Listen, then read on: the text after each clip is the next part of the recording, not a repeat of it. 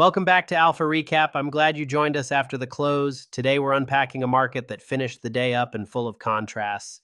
The S&P 500 even touched the 7,000 mark during trading, but beneath that headline there was a pretty clear split between winners and losers.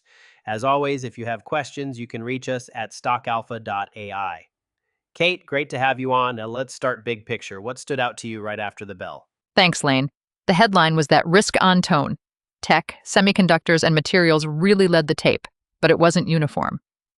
While the S&P hit that psychological 7,000 level, consumer names and media lagged hard, pressured by layoffs and store closures. You could see a market driven by AI and chip-related capital flows, while old economy consumer issues showed up as a drag. Let's unpack the winners first. Tech and chips were the engine. Walk me through the main drivers there. Sure. Two big threads. First, durable enterprise demand for AI infrastructure. We heard cloud commentary, notably around Microsoft and its Azure backlog, that implied sustained capex. Second, semiconductor capex signs from equipment and memory companies pushed investors into chip supply chain names. When those two lines cross, you get money flowing not just into software names, but into the hardware and industrial suppliers that build data centers and chips. And there were some headline transactions that reinforced that feeling, right? Absolutely. The biggest was the IonQ-related quantum chip deal valued at $1.8 billion. That's the kind of transaction that signals investors are willing to underwrite frontier hardware. There were other industrial moves too, like Anduril expanding by about $1 billion, and those helped lift industrials and materials as well. Interesting to hear industrials benefiting from frontier tech. On materials and mining, what was driving the rally there? Permitting wins and M&A were key. When projects clear permits, you move from concept risk to something investors can value more concretely. Combined with rare earth and silver narratives, governments want secure supplies for batteries and defense. That created a bid for mid-cap miners with funded projects and offtake potential. Okay, now let's flip it. The laggards. Consumer and media were under pressure. Amazon's announcement grabbed headlines. Summarize the impact. Amazon announced roughly 16,000 job cuts, which weighed on consumer and communications groups. That, plus store closures and rising returns, created margin pressure for retailers. So while parts of tech were rallying on AI, some consumer-facing names were dealing with retrenchment and cost control, a reminder that the overall market advance was concentrated. Concentration is an important word. You mentioned breadth. For listeners who aren't deep into market internals, explain market breadth in plain terms and why it matters. Breadth is simply how many stocks are participating in a rally versus how many are being left behind. If an index is up because 5 mega-cap tech names are surging, breadth is narrow. That's riskier because the rally depends on a handful of winners. If lots of sectors are advancing together, breadth is healthier and the rally is more sustainable. Got it. Narrow breadth can make milestones like 7,000 feel less robust. Speaking of cross-sector connections, your piece highlighted AI and data centers linking tech, utilities, energy, and industrials. Can you explain how those relationships worked in today's tape? Definitely. AI isn't just software. It requires massive computing power, which requires chips, power, and real estate. So when enterprises step up AI spending, cloud providers buy capacity, chip makers ramp, utilities and energy providers face more demand for reliable power and storage, and industrials build the physical infrastructure. Today we saw that play out. Data center announcements, community solar acquisitions, and storage deals all tied back to AI demand. You mentioned specific deals tied to that theme. Briefly run through the ones listeners should know. Luminance bought about 9.3 megawatt of community solar, and Exawatt announced a data center push. Baker Hughes linked into compressed air energy storage initiatives, which is a way to store power for grid flexibility. Those are tactical responses to rising, concentrated electricity demand from hyperscale computing. Let me ask about compressed air energy storage, CAEs. In simple terms, what is it and why is it relevant for data centers? CAS stores energy by compressing air into underground caverns or tanks when power is abundant, then releasing it later to generate electricity. For data centers that need reliable and sometimes flexible power, storage solutions like CAS help smooth supply, manage peak costs, and provide resilience against grid stress, which becomes more important as AI workloads grow. Turning to financial flows, the paper noted major real estate and refinancing moves. Hines bought an Oxnard community for $105 million, and a Soho Trophy refinancing cleared for $83 million. What does that tell us about capital allocation? It shows institutional buyers still have capital to deploy into stabilized and strategic assets. The Heinz buy and the Soho refinance suggest appetite for property with long-term leases or strategic locations, including those tied to logistics and potentially data centers. It's a signal that not all real estate is under pressure. Pockets with strong fundamentals still attract big checks. Switching gears to crypto, Bitcoin pushed near $90,000, and WorldCoin spiked on reports of OpenAI interest in its Orbs biometric tech. How should investors read that? It reinforced the narrative that crypto flows are again linked to tech sector developments. Bitcoin approaching $90,000 showed institutional appetite, while WorldCoin's jump was a narrative-driven surge tied to potential application synergy with AI. The takeaway is that crypto is volatile, but can move sharply on tech news and potential institutional adoption.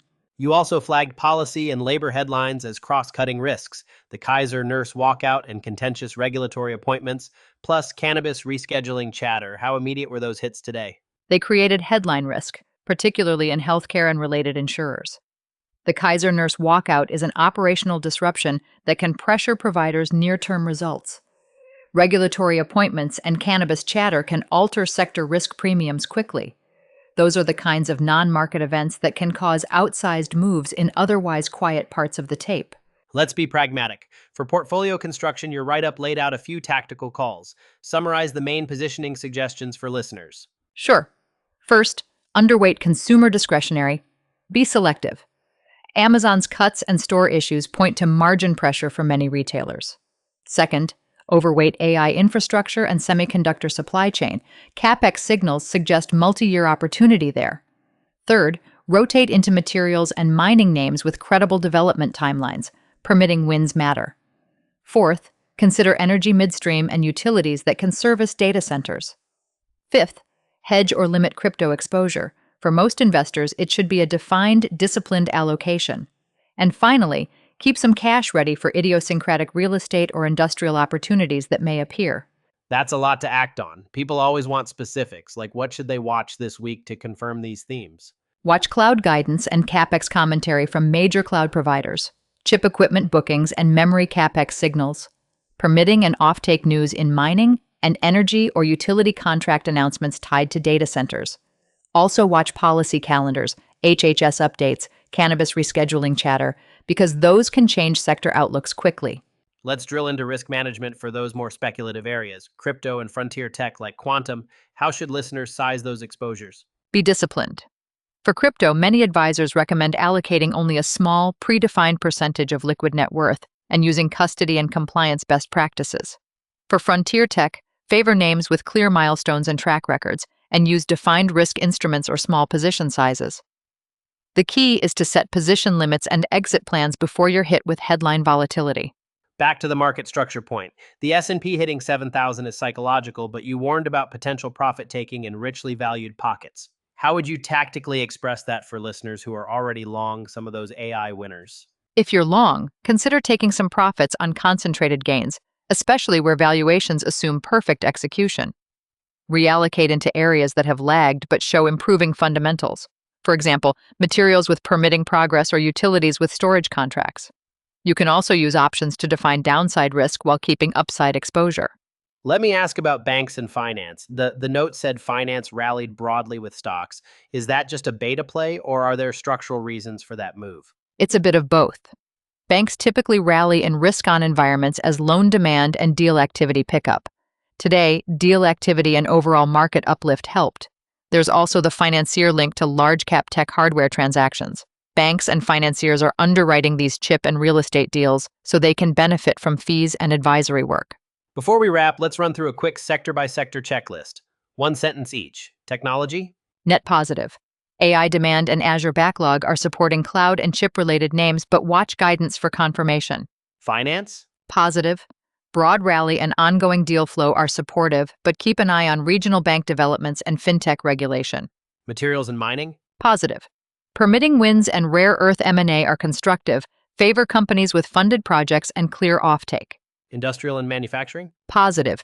Headline-level deals like the quantum transaction and defense-related expansion are driving demand for capital equipment. Energy and utilities? Mixed to positive. Oil was supported by geopolitical flows, renewables faced integration challenges in some regions, and utilities with storage or data center contracts looked interesting. Real estate? Mixed. Institutional appetite for select assets remains strong, but energy needs and permitting can create headwinds for certain property types. Consumer and retail? Negative. Layoffs, returns, and closures are creating headwinds. Favor omni-channel leaders and defensive names. Communications and media? Mixed to negative. Distribution and content dynamics combined with cost cuts created a cautious backdrop. Healthcare? Negative to mixed. Operational risk from labor actions and regulatory uncertainty weighed on the group. And crypto? Volatile but constructive in parts. Bitcoin near $90,000 reflects institutional interest, while altcoins can spike on tech-related narratives. Great overview. Wrap this up for us. Well, what are the three clearest takeaways listeners should leave with tonight? 1. The market rally was led by AI chips and strategic materials. That's where the bulk of capital flowed. 2. Breadth is narrow, so investors should manage concentration risk and consider profit-taking in richly valued pockets. 3. Policy and labor headlines remain wildcards. Keep position limits and liquidity for idiosyncratic opportunities that may arise from those shocks. Perfect. Any last practical notes, watch lists, or filings to check before the next open? Check cloud providers' guidance and CapEx commentary. Watch chip equipment bookings and memory CapEx signals. Follow permitting and offtake announcements in mining, and monitor energy and utility contract news tied to data centers. And if you hold crypto, review custody and compliance info before market opens again. Thanks, Kate. That's a concise way to synthesize a big day.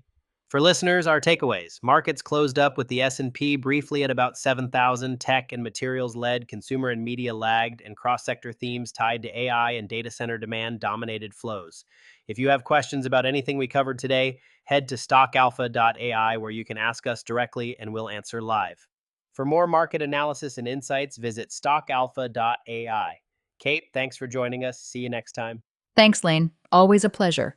We'll keep watching those CapEx signals and policy headlines. They'll tell us if this concentration-led advance broadens or not. Good night, everyone.